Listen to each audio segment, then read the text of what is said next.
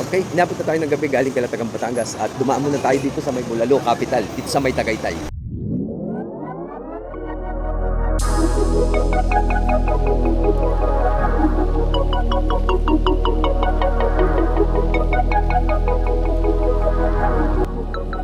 Dito tayo kakain ng Bulalo.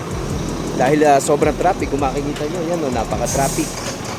Ay inabot na kami ng gutom galing Calatagan, Batangas, kaya dumaan tayo dito. Susundin mo na ako? Ha? Kaya kung kayo ay papunta ng Batangas, o kaya pauwi kayo ng Manila, yan, dami na tayo rito. Oh, nandun pala sa dulo nakapwesto, maganda at overlooking.